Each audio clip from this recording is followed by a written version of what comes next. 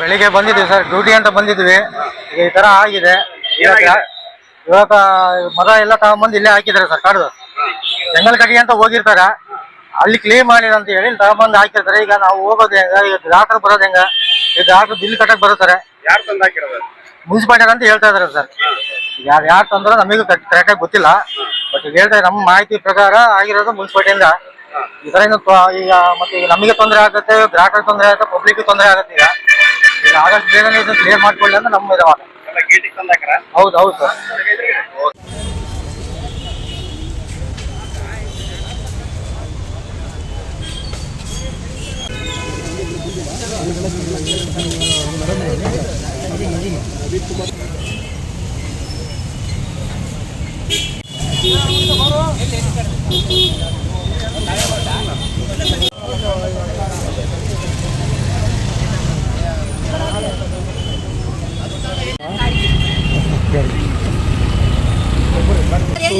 ಹಂಗೆ ಕೇಳಂಗ ಆಗಲ್ಲ, ಹಂಗೆ ಕೇಳಕತ್ತೆ.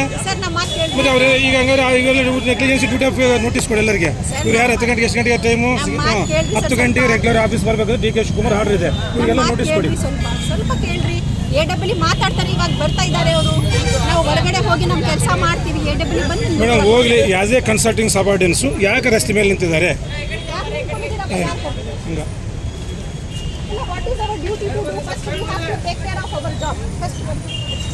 ಹೆಂಗೆ ದಾರಿಲೆಲ್ಲ ಹೆಂಗೆ ಹೋಗ್ತಾರೆ ಅವರು?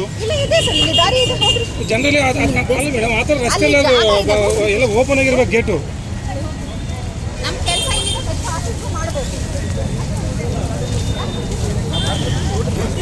ನೀವು ಕೂಡ ಬನ್ನಿ ಮೇಡಮ್.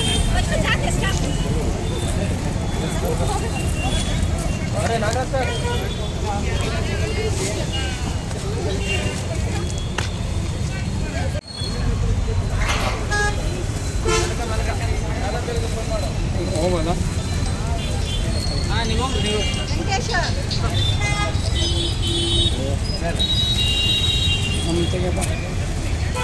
ಹೋಗ್ರಿ, ಮುಂದೆ ನೋಡ್ಕೊಂಡು ಹೋಗ್ರಿ.